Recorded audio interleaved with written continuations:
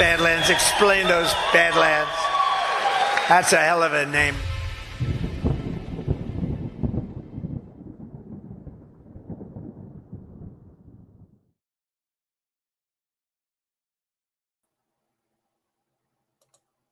Hello, and welcome to this week's Movie Nights with Matt.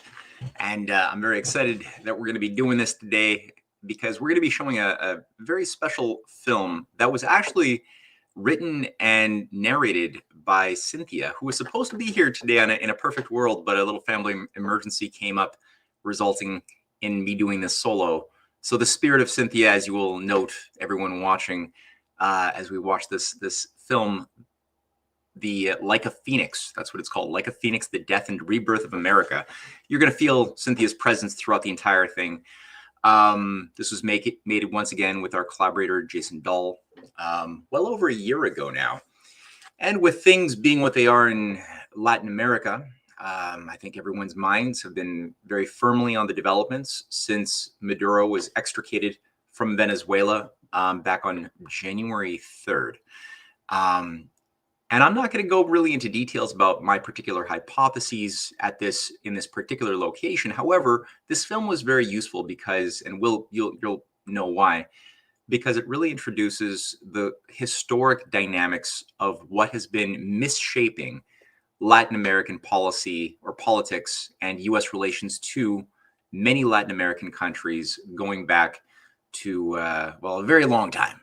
And this is tied to certain developments that had happened in Vietnam, specifically Operation Phoenix and the entire Vietnam War, which was managed by a certain nexus of occultists, as we'll come to see, who gave the title Phoenix for a very specific Rosicrucian reason. There's a certain alchemical concept of alchemical spirituality or alchemical politics of solvet coagula.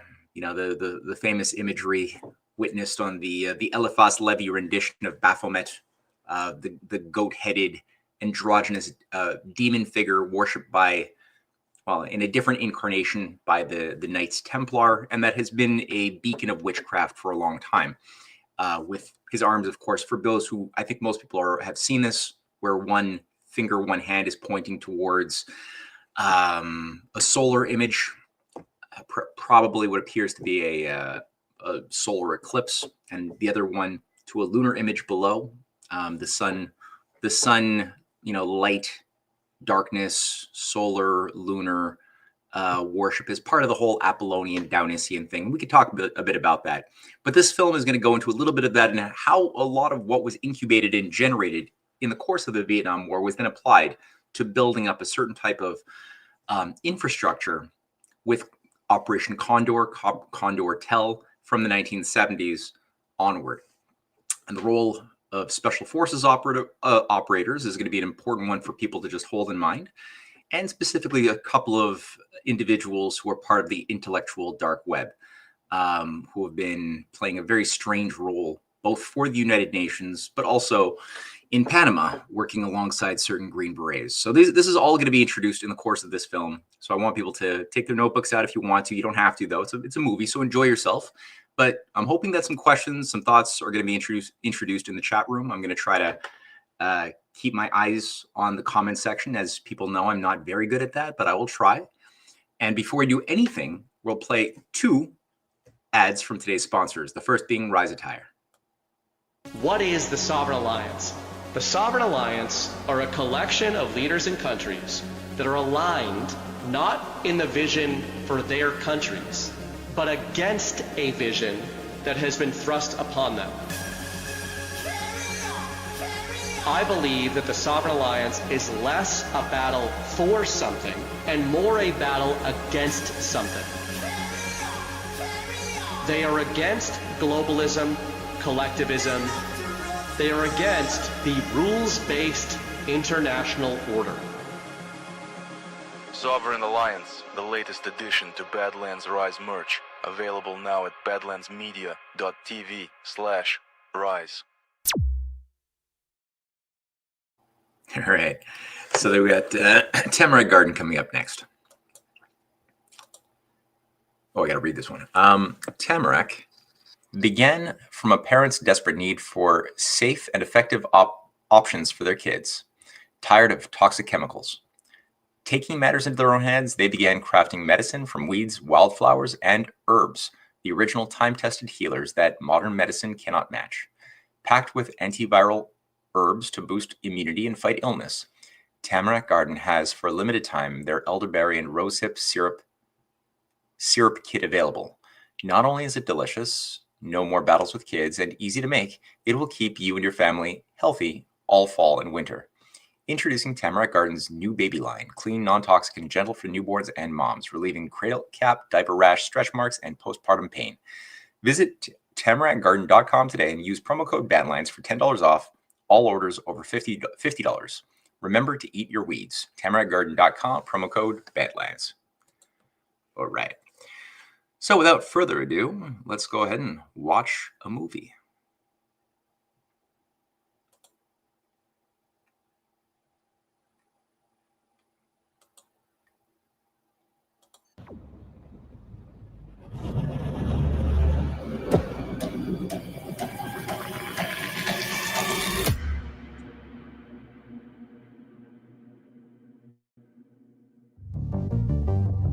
The United States is quickly moving into a period of turbulence and fire which hasn't been experienced in generations.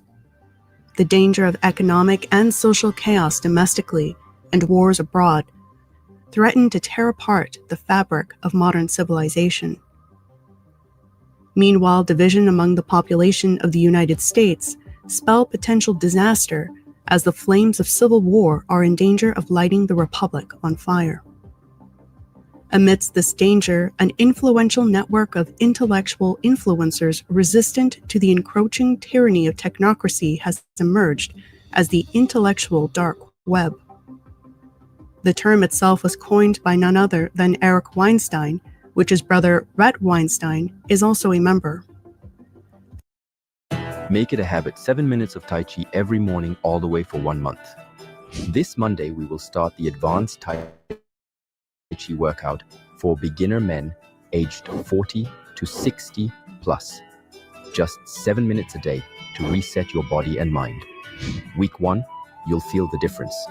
Week 2, you'll see the change. Week 3, you'll... Some of these figures came together for a rally of patriots in late September of 2024, showcasing their faces on a painting of George Washington crossing the Delaware, implying an obvious parallel between Washington's strategic victory of 1776 and the convergence of so many influential thinkers today. However, throughout the speeches, something odd was heard. Brett Weinstein, evolutionary biologist, host of the now famous Dark Horse podcast and regular guest on dozens of popular shows, stood upon the podium overlooking a live crowd of thousands and online crowd of millions of viewers and told a story about America's origins. When children absorb the content of their culture, it isn't just facts and skills. The most important things we pass between generations are myths, stories that are so powerfully important they are encoded in a special sacred layer. And in our case, the myth we need comes to us from the Greeks, the founders of the ancient West, the one from which the modern West ultimately emerged. It is the story of the phoenix, a mystical bird that instead of making chicks, lights its nest ablaze and raises anew from the ashes.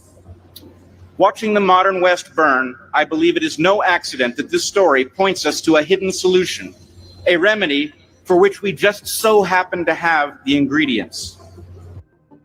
After developing the image of the phoenix rising from the ashes, Brett turned his attention back to the foundations of America with an anecdote that would probably make Benjamin Franklin turn in his grave. Brett stated, In 1787, Ben Franklin was asked if the Constitutional Convention had produced a monarchy or a republic, and Franklin famously replied, "A republic, if you can keep it." Today, what we must deliver is a republic, if we can phoenix it. And so, in closing, I ask you to think about the job we must do to phoenix our republic. It is for such moments that the Hopi elders tell us, we are the ones we've been waiting for. The shocking statement, "A republic if we can phoenix it," was how Bret Weinstein decided to end his speech, followed by an unblinking audience who clapped and cheered loudly with clearly no understanding whatsoever of what Bret was in fact calling for. Bret was prescribing a cure for the West's demented senility, where death and destruction were the hidden solution, and that we just happened to have the ingredients for a crisis that is to see the West burn. And we have Bret's brother Eric, who has played a leading role in manufacturing the migrant crisis hitting the United States as we speak, to thank for those very ingredients. But more on that later. Let us first start with the relevance of Bret's emphasis on the phoenix as our myth, our story, that we now need to embrace in order to, quote, save the Republic. The symbol of the phoenix within the United States should already be well known. In fact, it should be infamous. It was the symbol chosen by the CIA to represent Operation Phoenix that was executed during the Vietnam War. That is how the phrase, "burn the village to save the village," became known around the world. After all, the program was named after the phoenix for that very reason. According to the myth, the phoenix obtains new life by rising from the ashes after it dies in a blaze of fiery flames before being born again. Weinstein adds that it can only create anew by lighting its nest on fire, for which he is clearly calling for the West to light itself on fire in order to save itself. That is, the phoenix can only achieve birth through destruction, and thus so must we, if we accept this as our creation myth. If you are sleeping in a position like this, you are wrecking your body and your breathing. Obstructive sleep apnea happens when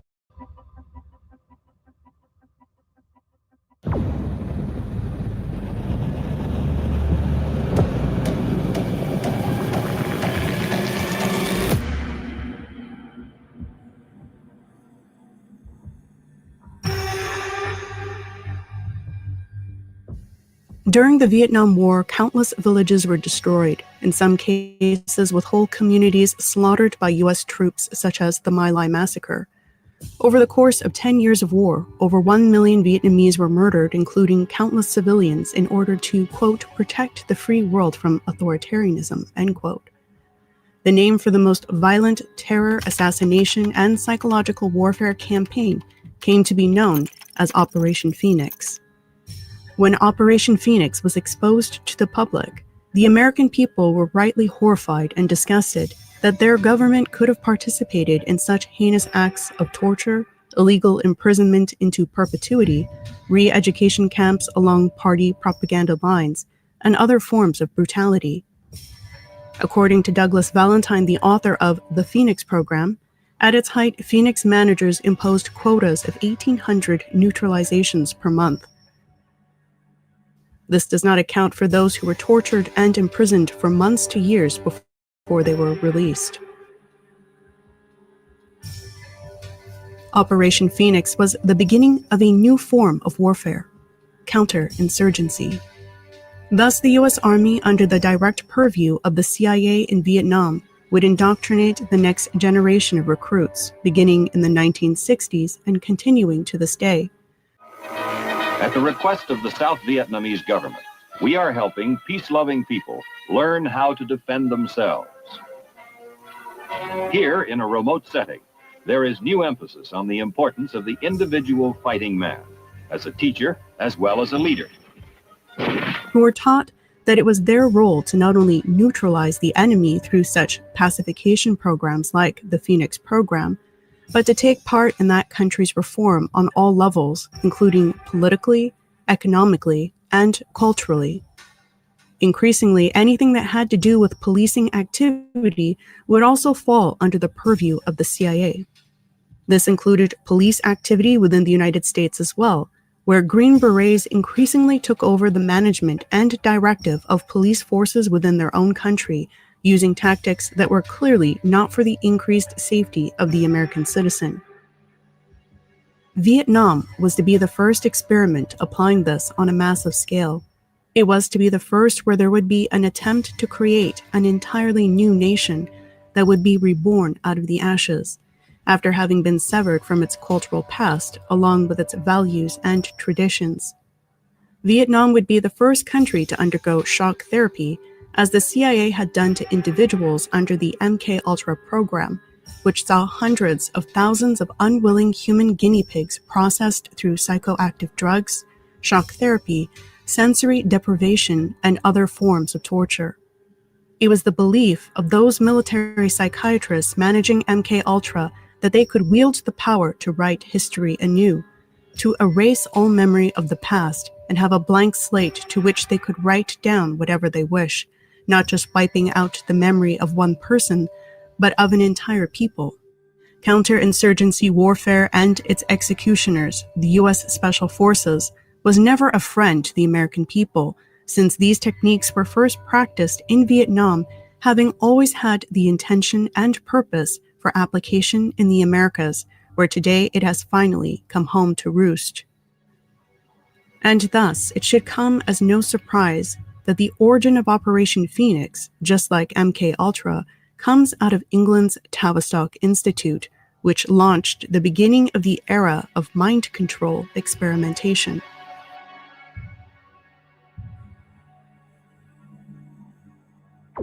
If you can't balance on one foot for 30 seconds, I beg you to try this. You don't need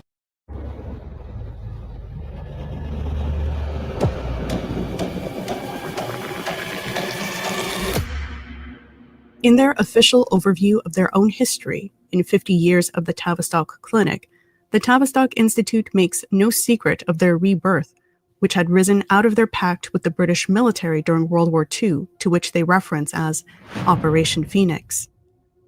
During World War II, John Rawlings Rees, the director of Tavistock, became chief of the psychiatric service of the British Army, which progressively involved more and more of the Tavistock staff. With Tavistock's close union with the British Army, they had shifted their focus from curing the individual of neuroses to the idea that possibly one could cure all of society all at once. Soldiers that were suffering from various forms of neuroses became the subjects that the Tavistock psychiatrists could perform their experiments on without the concern for red tape, consent, or even legal ramifications, since the military had its own code of law. It was through these group therapy experimentations, such as the Northfield experiments, that a cybernetics-like application of Tavistock-based psychology would begin to influence society on all levels. H.V. Dix writes in 50 Years of the Tavistock Clinic, By 1942, we were already beginning, in such spare time as we had, to plan our post-war shape and policies. In 1942, John Rawlings Rees laid out in the Tavistock Report on Future Planning the role of area psychiatrists as some sort of medical officers for mental health, covering the country from a military point of view and other similar matters. The trend of Tavistock thinking in terms of a broad mental health program was clear. Selection and aptitude for a job as a stress-reducing measure could beneficially be transferred from the army to industry and civilian life in general. An increase and coordination of provincial work would lead towards a more satisfactory psychiatric service for the country as a whole. Everyone was now regarded as a patient of the Tavistock Institute, whether they wanted to be or not, since the entire society had become sick and neurotic from the two world wars, and it was up to Tavistock to implement psychiatric policies that would affect all levels of society to ensure mental hygiene of its subjects. Mental hygiene was in fact a concept that was promoted by Tavistock and became central to the World Health Organization, which itself was founded by a Tavistock psychiatrist named G. Brock Chisholm in 1946, followed by the World Federation of Mental Health in 1947, founded by none other than Tavistock president John Rawlings Rees. Dix, himself a Tavistock psychiatrist, described this transformation at Tavistock. It was during this latter part of 1944 that the change started through military service in the relationships between official psychoanalysis and the Tavistock group was carried a long step further. with considerable repercussions on all our subsequent history. I had a private meeting with John Rickman and John Bowlby, both influential psychoanalysts from Tavistock, and all of us in the army at the time, to discuss possible collaboration and the shape of things to come. Rickman and Bowlby shared the common viewpoint of the Invisible College and saw in the Tavistock a ready-made centre for implementing the new dynamic social psychiatry.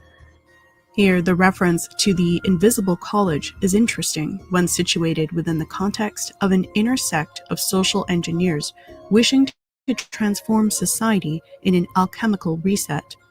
The formation of the Invisible College, run as an esoteric society of Rosicrucian Kabbalists that took over control of the English government after the ill-fated Republican English Civil War of 1640 to 1649, is another important consideration to hold in mind when trying to make sense of the vast influence that the British Empire and its Royal Society wields over the structures of scientific practice internationally.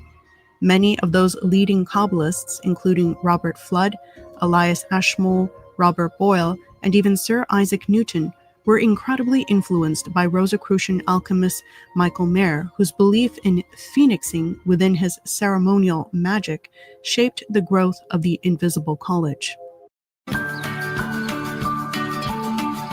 This shopping season, save over $500.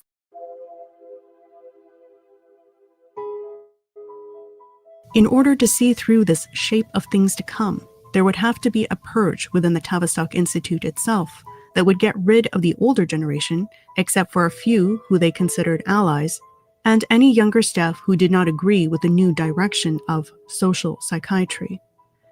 Along with this purge came the entry of British Army psychiatrists.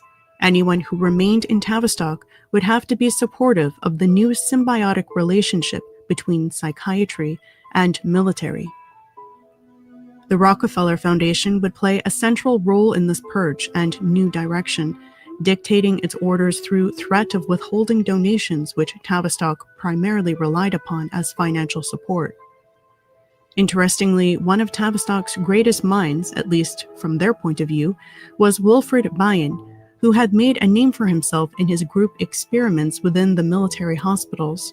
From these experiments, he came up with his concept of group dynamics. Bion asserted that whenever a group is formed, it seeks a leader to follow. Moreover, he claimed in his book, Experiences with Groups, that in the absence of a formal leader who satisfies the group, the most mentally ill member of the group will be treated as an informal leader. Quote, in its search for a leader, the group finds a paranoid, schizophrenic, or malignant hysteric if possible. Failing either of these, a psychopathic personality with delinquent trends will do. Failing a psychopathic personality, it will pick on the verbally facile, high-grade defective. There is no doubt that Vietnam was once again used as one large experiment in this. It is also no coincidence that we see such delinquent leaders in charge of their troops in Vietnam in the majority of Hollywood movies, such as in Platoon and Apocalypse Now. Who's the commanding officer here? Ain't you? It was a repetitive formula since life was imitating art, and it appears that it was engineered to be that way. Another noteworthy individual is Kurt Lewin, who was not directly a member of Tavistock, but was another symbiotic partner, you could say. Kurt Lewin is a giant in the field of psychology and was influential in the development of the Frankfurt School. It was Lewin who would first coin the term group dynamics. He theorized that when a group is established, it becomes a unified system with supervening qualities that cannot be understood by evaluating members individually. Lewin focused the study of social psychology of small group communication and created the founding research and training in group dynamics, including establishing the participative management style in organizations. In addition to group discussions, he became increasingly interested in group membership. He was curious as to how perspectives of an individual in relation to the group were solidified or weakened. He tried to come up with the way identity was constructed from standpoint and perspectives. These were the beginnings of what ended up developing into groupthink. Lewin started to become quite interested in how ideas were created and then perpetuated by the mentality of a group. H.V. Dix sums it up as follows. The larger Tavistock organization of the last 20 years, with its clinical and its social research wings, thus became a natural nodal point for that transdisciplinary field we may call community psychiatry, sociatry, and mental health, ranging from the social development of the human infant to the dynamics of the largest human group, seen as evolutionary continuities. One of their projects in the military is described by H.V. Dix as a special army research department called the Directorate of Biological Research, whence issued such things as operational research groups and many slightly undercover operations, contributing to military statistical and epidemiological research. The military effort for which A.T.M. Wilson, Tavistock psychiatrist, should chiefly be credited was the development of the civil resettlement scheme, the prototype of one aspect of the therapeutic community.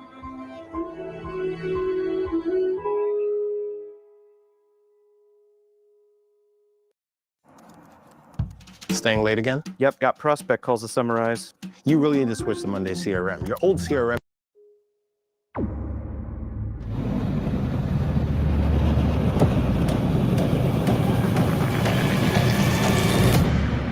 The civil resettlement scheme had already been implemented in Vietnam by the time H.V. Dix had written those very words in 1970. On January 20th, 1954, the CIA authorized Edward Lansdale to create the Saigon Military Mission. This unit was led by U.S. Special Forces under Lansdale's direction and was in place by July 1954. The Saigon Military Mission, led by U.S. Special Forces under the direction of Lansdale, recruited Vietnamese to take part in Psy-war tactics to provoke a mass migration of northern Vietnamese to leave their ancestral villages after centuries of having lived in this one location. Over 1 million northern Vietnamese were herded into South Vietnam by Lansdale's Saigon Military Mission, the largest mass migration to have ever been facilitated directly by another country ever. These northerners were convinced to travel to the south, where they were promised security from whatever was presently causing them to frantically leave the north, thanks to the U.S. Special Forces Saigon military Psy-war tactics. This was made possible by the Geneva Accords in July 1954, which established the 17th parallel as a temporary demarcation line separating Vietnam into North and South Vietnam with separate governments. On top of this decision to cut a country in two with no heed to what the people living in said country actually wanted, the Geneva Accords also laid out that, quote, any civilians residing in a district controlled by one party who wish to go to live in the zone assigned to the other party shall be permitted and helped to do so by the authorities in that district. It was sold to the Western public as a peaceful and humane transfer of those who did not wish to live in Ho Chi Minh's North Vietnam. It was, in fact, the kindling that would be used to light Vietnam on fire and justify the entry of the U.S. military in a war with no declared military objective. Colonel Fletcher Prouty served as a liaison officer between the Pentagon and the CIA between 1955 and 1963. He writes in his book, The CIA, Vietnam, and the Plot to Assassinate John F. Kennedy. These penniless natives, some 660,000 or more, were herded into Haiphong by the Saigon military mission and put aboard U.S. Navy transport vessels. About 300,000 traveled on the CIA's civil air transport aircraft, and others walked out. They were transported like cattle to the southernmost part of Vietnam, where despite promises of money and other basic support, they were turned loose upon the local population. The outcome of such a mission was predictable. Chaos would be unleashed in South Vietnam, with those destitute needing to resort to desperate measures, and those wishing to defend their villages also put in a desperate situation. Unbelievably, it was purposely made even worse by the U.S. puppet regime in South Vietnam, threatening any village that would help these displaced peoples who had now suddenly become the communist enemy. It was also used as an excuse for why the Diem government now had the right to enter any village and interrogate, remove to prison, or even kill on spot any individual that was suspected in colluding with the enemy. It was the CIA's Edward Lansdale who was the advisor and controller of Diem's overnight government of South Vietnam. So what is the relevance today with Brett's calling for phoenixing the Republic? Enter Eric Weinstein. How long it takes a beginner like my dad to go from beer belly to get ripped.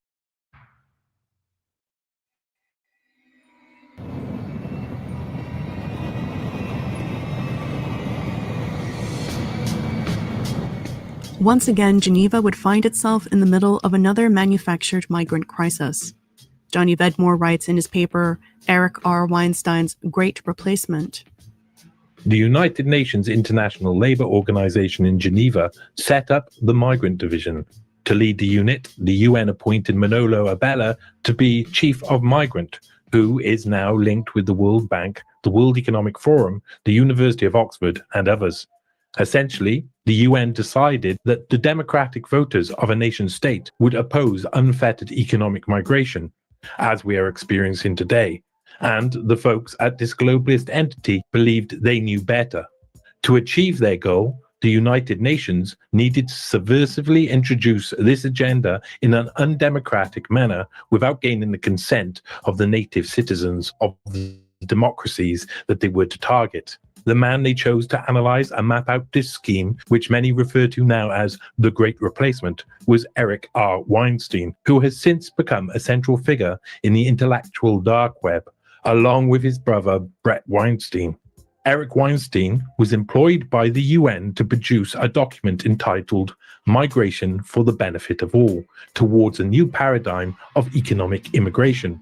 Weinstein was aware of the damage which economic migration was to do to the native populations in places such as the United States and the United Kingdom.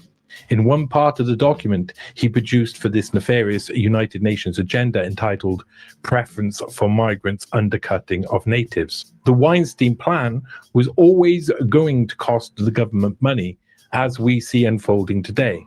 A meticulous and proactive plan would have to be enacted by the nation-state in question to deal with the impact of large-scale migration, and the author makes this clear in the document, with Eric R. Weinstein stating, "In effect, the government would assume all the administrative and transport costs for a group of migrants, as well as calculating the additional external impacts of hosting them.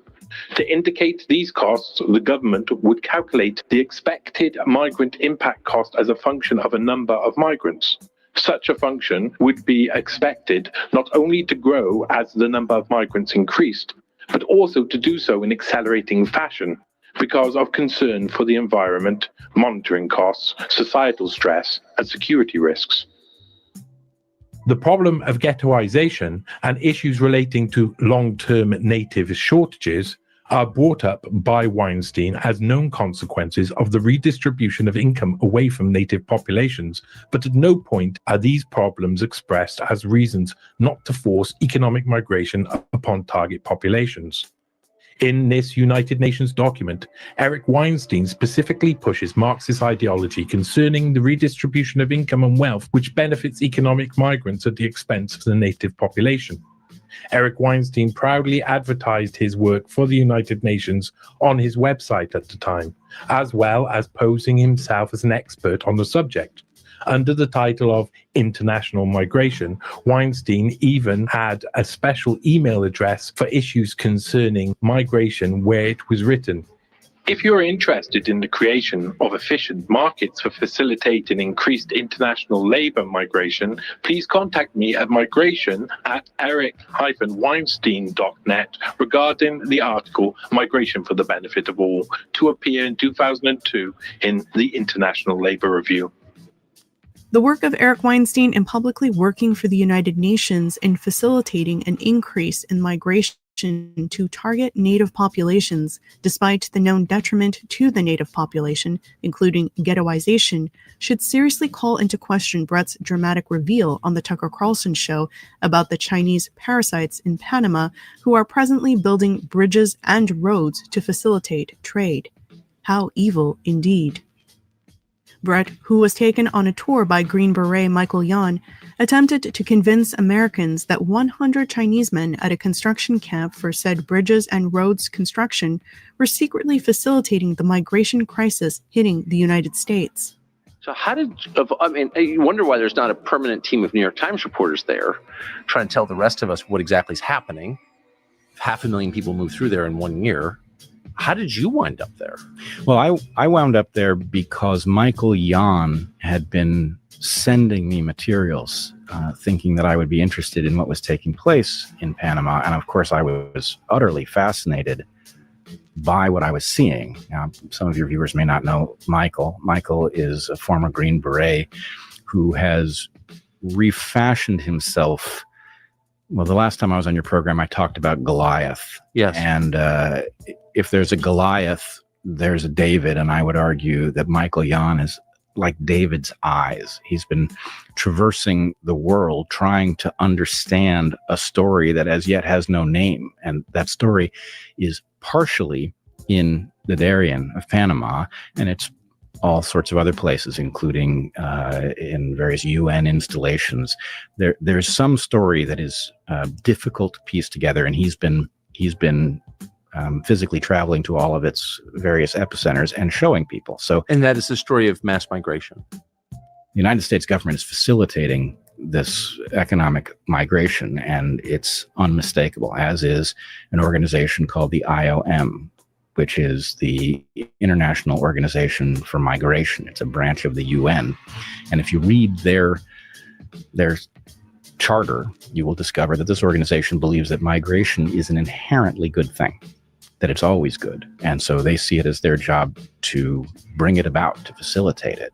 And in this case, that's particularly tragic because their desire to induce people to migrate is causing people who are woefully unprepared for the Darien Gap to try to make that journey. And the humanitarian tragedy is immense. So the UN, of which the United States is, I think, the largest donor by far, is paying for this with the U.S. government. Yep. Do you have any sense of how many these are Chinese nationals? They seem to be. How many did you see, Ish? Talking 60 or 600 or? It's very hard to say because we were held at one edge of the camp. So I probably saw 150 faces. According to Brett in this interview, the UN is orchestrating the migration crisis that is hitting the United States in order to ultimately cover up a Chinese military invasion to which Brett accounts for 150 men who are not even clearly identified as in fact intending to travel to the United States. With the information now having come to light on Brett's brother Eric Weinstein's direct role in working for the UN to bring this very migration crisis about that Brett is discussing, Brett's testimony has now become very ironical. It would appear at this point that Brett is either in on the very conspiracy which he is exposing to the world, that is, the Chinese conspiracy to invade the United States, or the more probable case is that the Weinstein brothers have been caught orchestrating a scenario which clearly does involve the UN in weaponizing migration, causing internal havoc within the United States, including actions by the US government and military, claiming they have been captured by the Chinese government. I didn't say this. 25 years ago, I worked in Panama. I lived on Barrow, Colorado Island, which is an island administered by the Smithsonian Institution in the Panama Canal. So I had the privilege of living in the canal for 18 months, and I got very familiar with the canal zone. I was well familiar with the canal zone because the canal zone, in fact, the military, this was before the handover to the Panamanians. So the military made it possible for the Smithsonian to work there, and we were constantly interacting. We were going on their bases. We'd go on their bases to watch a movie.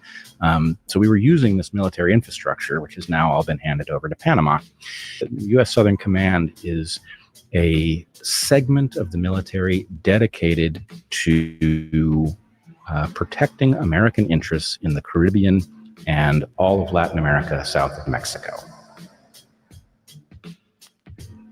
And it has this impressive structure in Fort Clayton. So it was both physically there to protect the canal, and it was metaphorically this imposing presence looking out over... To project power south. Absolutely. Note the close relationship Brett himself acknowledges between the Smithsonian Institute and the U.S. military. This will be extremely relevant to our story shortly. According to Brett, U.S. military bases around the world are a good thing, but building bridges and roads are very bad, perhaps because the latter encourages economic sovereignty. Viewers should be made aware that Panama was in fact part of Colombia until the United States invaded the country in the early 20th century. America, under Theodore Roosevelt, had become involved in the construction of the Panama Canal using the same French engineer who constructed the Suez Canal. During this project, Theodore Roosevelt demanded that Colombia sign a treaty turning the isthmus over to a North American consortium. Colombia refused, and in 1903, Theodore Roosevelt sent a U.S. warship with soldiers to invade the land. Panama was seized from Colombia and became a colony of the United States, and the Canal Zone was established, harboring several American military bases for almost a century. The Panama Canal Zone's American military bases were later used by the Green Berets to train death squads during Operation Condor. Though Brett claims that these American bases have more recently left Panama, this is a false statement, which can be clearly seen by the continued presence of the U.S. Southcom military infrastructure. It again is ironic that Brett brings up that these former bases have been taken over by the UN, again insinuating a Chinese involvement, when in fact it was his brother, Ehret, who is tied to these very policies. Thus, we have Brett's Smithsonian Institute pairing with the U.S. military on one side, and Ehret's pairing with the UN on the other, leading us to what appears to be the same destination point: self-annihilation.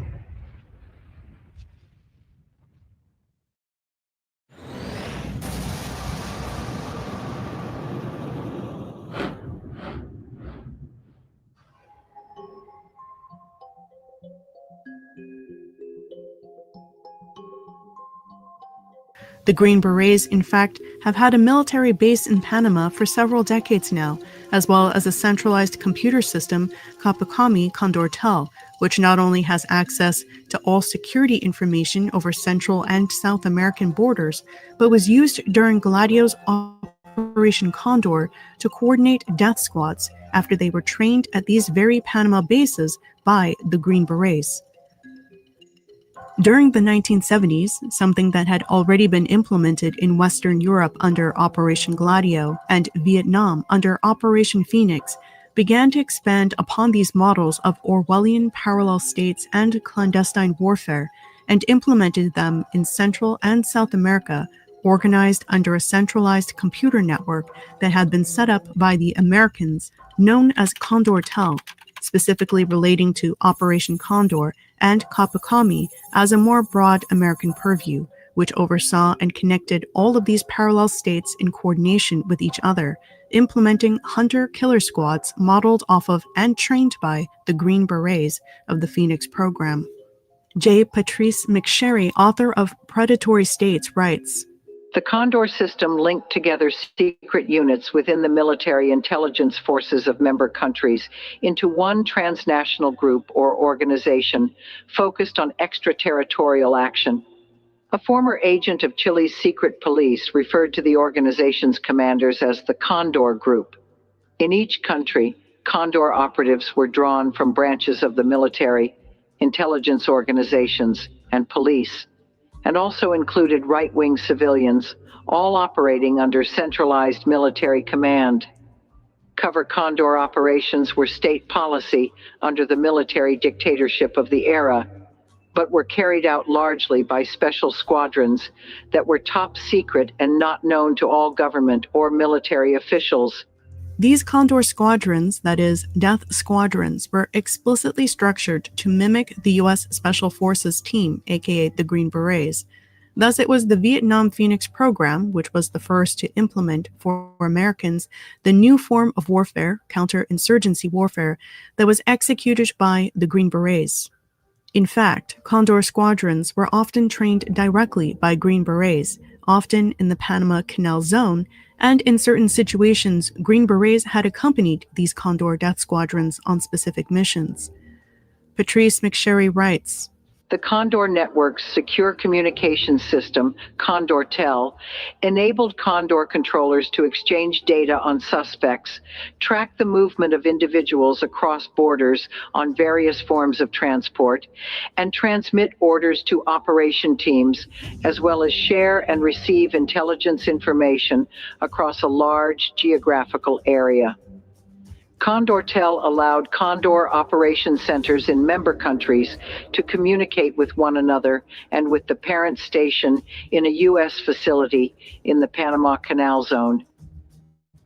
This link to the U.S. military intelligence complex in Panama is a key piece of evidence regarding secret U.S. sponsorship of Condor. Operation Condor had access to an encrypted or encoded system within the secure U.S. communications network based in the Canal Zone. Thus, the Panama Canal Zone was the official headquarters for CondorTel, and was also the headquarters for the American training schools such as the U.S. Army School of the Americas, where Green Berets stationed in Panama were training the death squads of South America and Central America.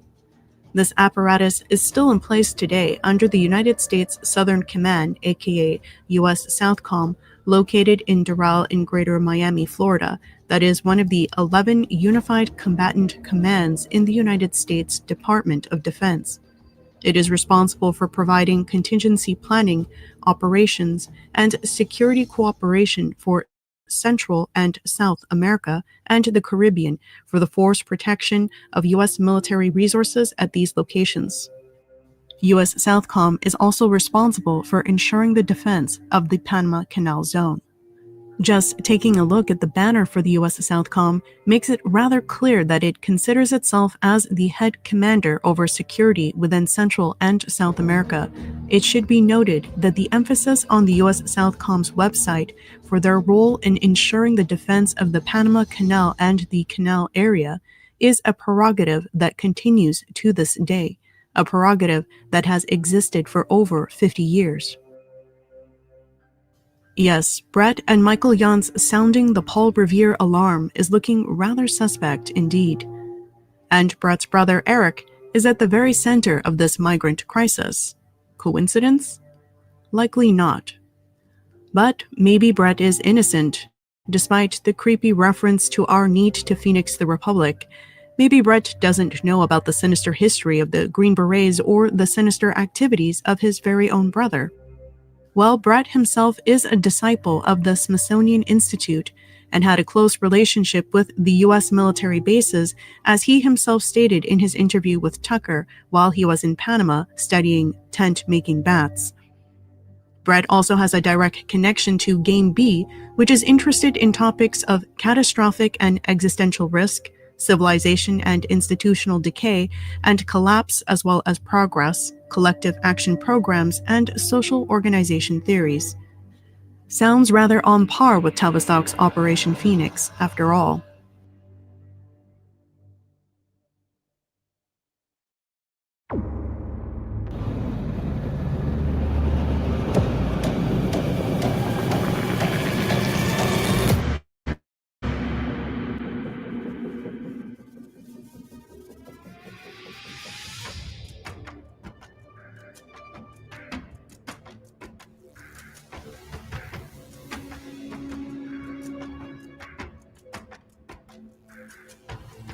Through the 19th century, native bands were continuously promised land and supplies to support their people. These promises were consistently broken to the point of causing mass starvation amongst those who found themselves boarded up in reservations, otherwise known as concentration camps. The Native Americans were destitute and suffering from abject poverty and starvation. From this desperate situation, the Smithsonian anthropologists came in with their rewrapping of old creation myths to fit what they now wish to be promoted as a sort of new religion, or great narrative, as the technocrats managing the Great Reset call it today. In other words, the Smithsonian Institute was promoting their select amalgamation of creation myths to convince the Native Americans that their suffering was happening for a reason, and that there was a way out of the suffering through them essentially being reborn again out of a cataclysmic event. This rewriting of creation myths was led by anthropologist social theorist Lewis Henry Morgan, who effectively wrote the Bible for the Smithsonian Institute with his works The League of Iroquois in 1851, followed by Ancient Society in 1877. Morgan was to combine the symbols and lore learned or concocted in these interviews with Native Americans with a certain amount of rewarmed Jesuitical embellishment. This was likely no coincidence. Though vehemently anti-Catholic in his writings, Lewis Henry Morgan would nevertheless pay homage to the Jesuits. The privations and hardships endured by the Jesuit missionaries, and the zeal, the fidelity, and devotion exhibited by them in their efforts for the conversion of the Indians are unsurpassed in the history of Christianity. They traversed the forests of America alone and unprotected. They passed the ordeal of Indian captivity and the fires of the torture. But in the midst of all, they never forgot the mission with which they were entrusted.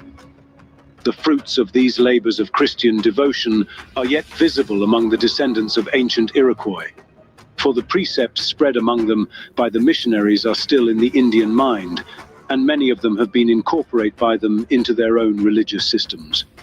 The intercourse of the French Jesuits with the Iroquois furnishes, in some respects, the most pleasing portion of their history. After all, the Jesuits had set the stage and written the manual on cultural and spiritual manipulation. Morgan was simply following the path already cleared by the Jesuits. It was the Jesuits who had gone to live among the tribes in newly occupied colonial areas, such as in Canada, Paraguay, and Asia, and who had been accepted as the brothers of the Indians. It was the Jesuits who had skillfully portrayed their religion as so value-free as to accommodate itself to any system of belief, or called the Jesuit maxim, all things to all men. The Jesuits were so successful in this that they were even adopted into the tribal leadership. They then played a mediating role with the outside world of fur traders, liquor merchants, and colonial military officials. The Jesuits educated the tribe about its uniqueness and hence unsuitability to be integrated into Western scientific culture or agricultural settlements. They were the ones who created the Master of Life religion, which would lead to the infamous ghost dance religion that led to the massacre at Wounded Knee. The Master of Life religion existed at least as early as the 18th century, where it made its appearance through French Jesuit manipulation of Pontiac, which created the myth of Pontiac's prophecy.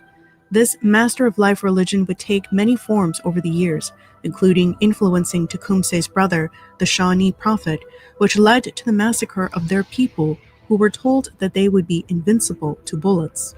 This religion, with its prophets who would lead their people to their doom, would be repeated over and over again until the ghost dance religion.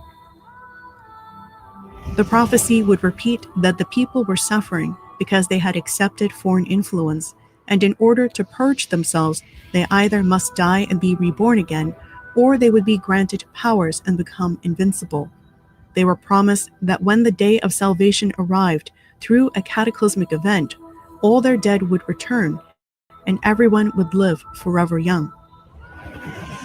The ghost dance religion would be no different, except this time, the prophet claimed he was Christ returned. Interestingly, the Mormons had a great deal of influence in this particular religion.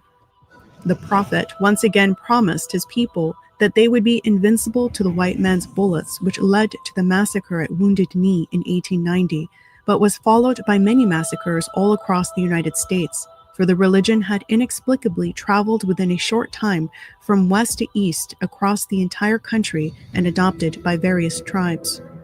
It was a promise of salvation through one's own destruction. You don't need a second job. You just need to learn how to talk to AI. So, I suspect that the Smithsonian Institute also played a role in nudging this process as well as gleefully documenting its effects, which we see arising most transparently today. This is why Brett ended with reference to the Hopi elders, who have a prophecy that we need to go through purification, just like the prophecies of the Master of Life religion, and this will bring us lasting peace over the world's people. But before this can occur, we will have to go through a cataclysm. This is what Brett Weinstein is attempting to bring about again today, a new ghost dance religion where we are told that our salvation lies in our embrace of our very destruction, with the promise that we will rise from the ashes and be reborn again.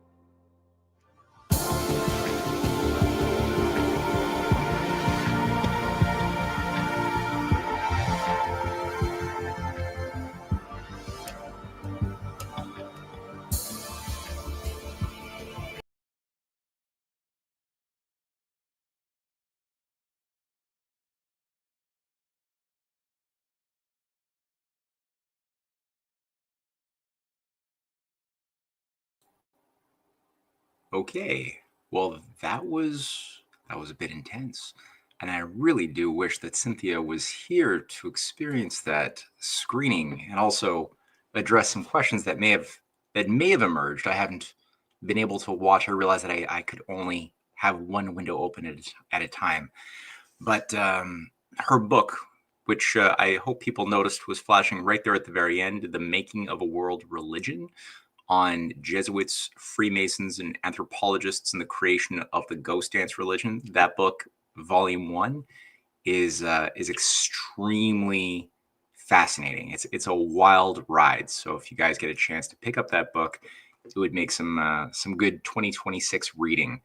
So I'm just scanning right through here. Yes, the ghost dance stuff is diabolical evil indeed.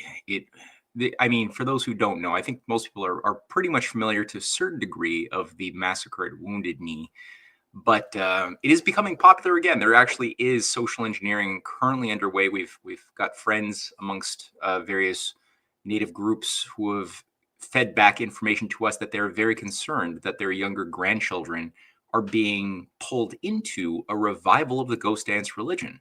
They don't know where it's coming from. We haven't fully figured it out yet, but this history, knowing the role of these Jesuitical religious engineers who promoted this in the first round in the 19th century, and their affiliation with, especially as Cynthia demonstrates conclusively in her book, Mormon and Freemason interests, which are very, very tightly wrapped together since their very inception of Mormonism back in 1826, is probably not dissimilar in its essence.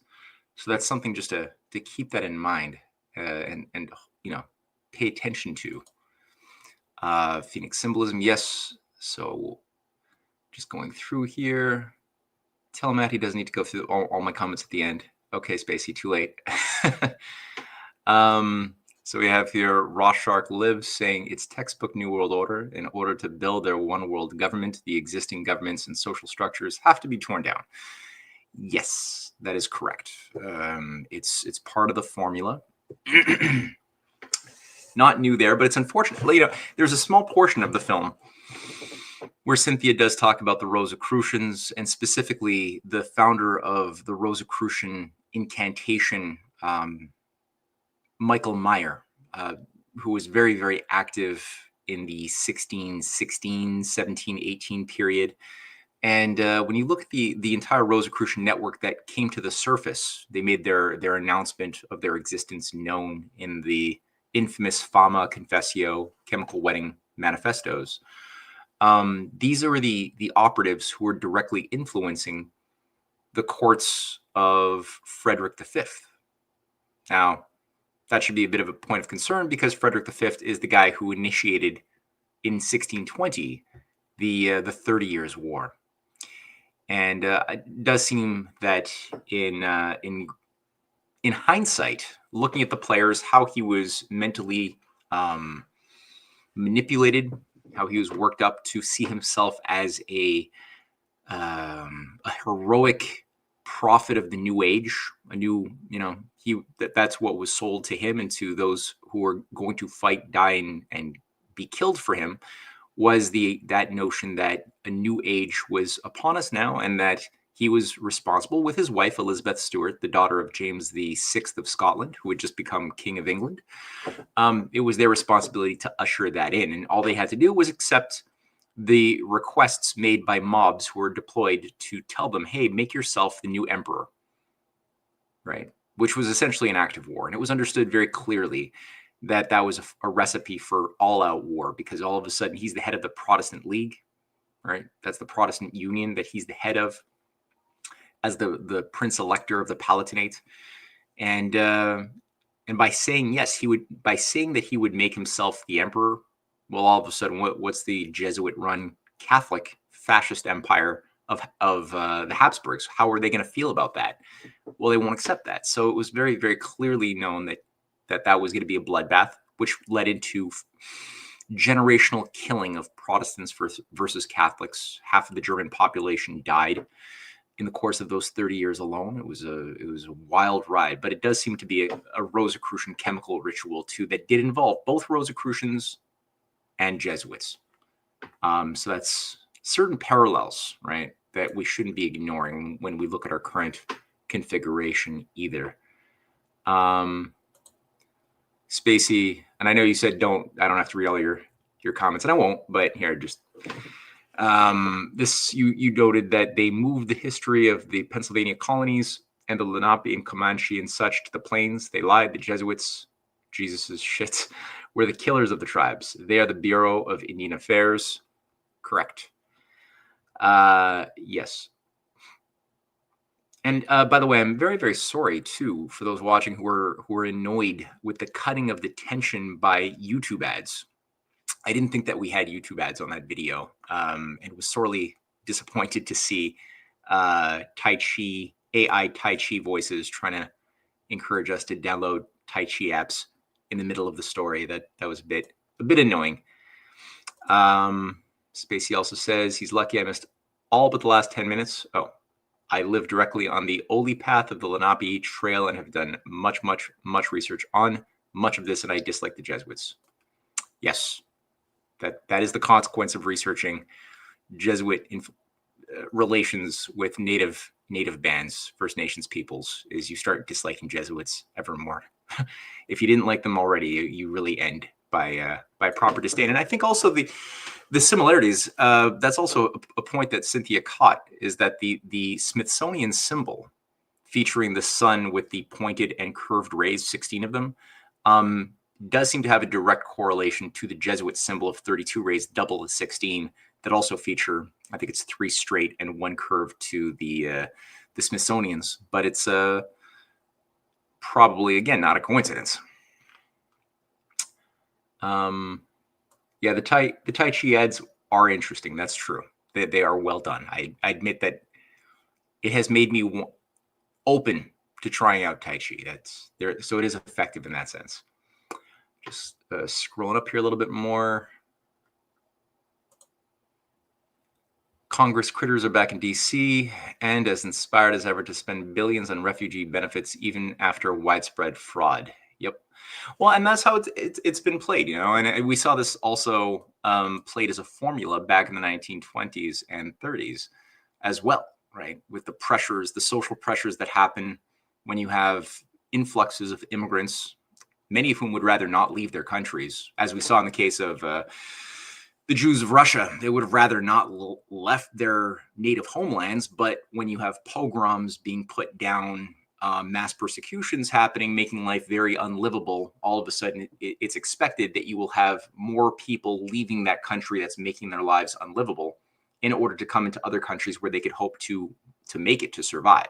But what do the people in that country, in England in the 1890s, in the early 1900s, how do they feel? Do they understand the geopolitical nuances of what's going on at the top? They don't know. They're just trying to make ends meet, pay the bills, keep their families fed and housed, and all of a sudden they find that their already precarious lives are being made worse as more and more people come in willing to do jobs, do work for a lot less pay, and it's very easy to then turn populations against each other, as has always been the case. And if you read a lot of the propaganda that was organized to radicalize conservatives back in the 1920s and 30s that gave rise and justified the emergence of fascism, a lot of it did involve this idea of immigrants, foreigners contaminating our soil, our jobs, our land. So we could see that same formula being invoked yet again. And I think that the figure of Eric Weinstein and his brother both playing a directing role in this broad ritual is very, very important to hold in mind. The fact that Eric Weinstein was so explicitly a part of that UN construction for a Great Replacement program back in the year 2001, 2002, when he was authoring his UN documents, that is mind-blowing. Considering that he's also, with his brother, both a part of the Game B operation, which Cynthia only alluded to a little bit in that location. But there's a lot more to be seen on that topic. Now, the Game B operation was always designed by this little network of social engineers to create a controlled response, a controlled answer to the foreseeably collapsing rules-based order. So they've always wanted to capture that resistance, the freedom-loving resistance, and then direct it into a place that would be much more destructive at the end of the day. Hence the movie.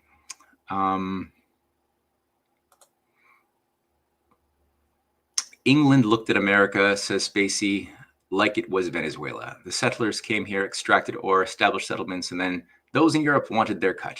They wanted in. Yep. So, you know, we have also, just to keep in mind too, the role of special forces, the Green Berets. Cynthia, again, her work has been impeccable going through the history of this agency as it was set up as a sub-project of British Special Forces back in World War II. She goes through how this thing was temporarily removed from an active force by Eisenhower, but it became very quickly the driving weapon of the CIA very, very quickly. And it continued and remained to be so all the way up through the days of the Korean War, the overthrow of Arbenz and other governments in Latin America, and Vietnam, as well as Laos, Cambodia. And we know of the travesties that had occurred, the drug running, the creation of organized crime rooted in drug sales, cultivation, and then the transportation and transformation of the raw material into final product that could then be acquired on the streets, that require always organized crime syndicates, whether it's in East Asia, whether it's in Taiwan, whether it's in Colombia, Venezuela, what have you. It always requires this infrastructure, but it's always been a top-down policy organized by these very same agencies that initiated these completely unjustifiable wars, whether it was the Korean War, the Vietnam War, and any number of the 200 wars that the U.S. military-industrial complex has initiated over the last 80 years. It's a huge number. It's devastating. And then seeing as well how these same agencies built up Operation Condor, that entire infrastructure. Even today, there's like 77 U.S. military bases in Latin America and the Caribbean. That's an immense amount of military bases and a continued infrastructure that had been built up since the 70s that involved secret prisons, secret training programs, where many of the fascist dictators that had been put into place by the IMF, by Wall Street, by the U.S. military throughout the 1970s, 80s, have continued to enjoy paramilitary operations, kidnapping, torture programs. These things never got addressed, never once. So I would imagine not only are they still there, but they're probably even more centralized and controlled than they were ever before. So if anybody has an ability to control the flow of narcotics or immigration through either the Darien Gap or anywhere in the Americas, it's whoever is controlling that particular infrastructure that Southcom seems to manage. So it's the idea that it's all about the Chinese, the evil Chi-Coms, is really a controlled narrative. And I found it also funny that Michael Yon, when you heard Brett Weinstein talking about his buddy Michael Yon as the eyes of David against Goliath, who are the eyes traveling the world in order to figure out what this story is that yet has no name. I got a sense to me that, especially also knowing Michael Yon's Green Beret history, that you could say, on the one hand, maybe he's searching for the truth of what is this strange story involving immigration, the UN, China, and South America. Maybe it's trying to find the truth. Or you could say it's trying to come up with a story, trying to figure out a way to create a narrative that would then be feedable. Is that even a word?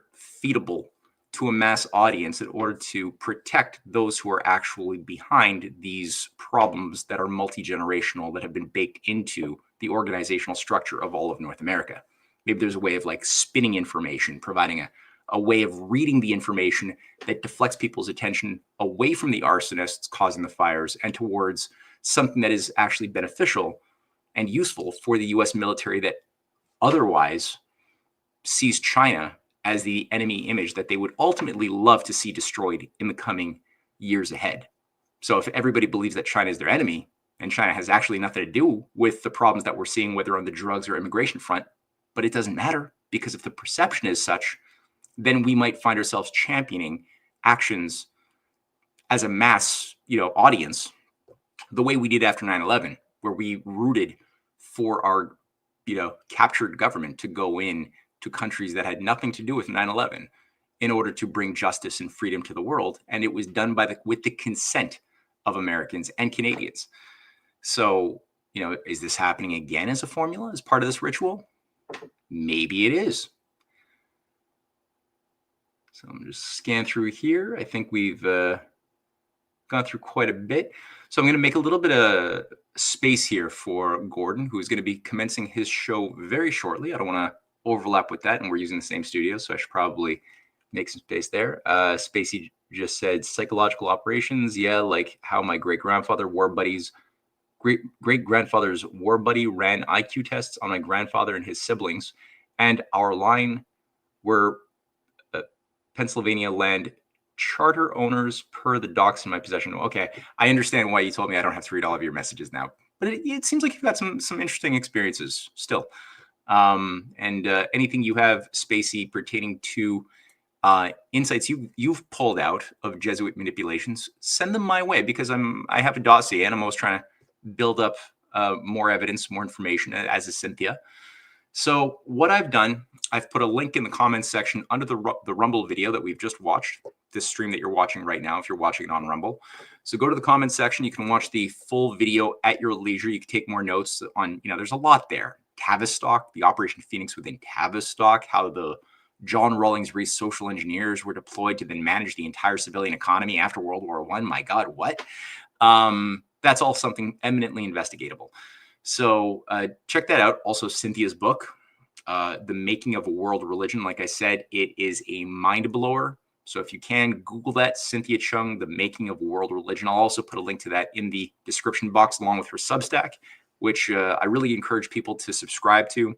It's she's just doing some frontier research. The mind, no human mind has gone to the domains where she has penetrated. So I really suggest do yourself a favor, subscribe to her Substack, and yeah, and share this video with your friends and family, because we want more people to have these types of higher quality conversations that, especially looking at what's going on. You know, I'm very hopeful that there are good forces who have a higher battle plan in play that is ultimately good, but we can't ignore the fact that these agencies that we've exposed in this film never were properly dealt with at all.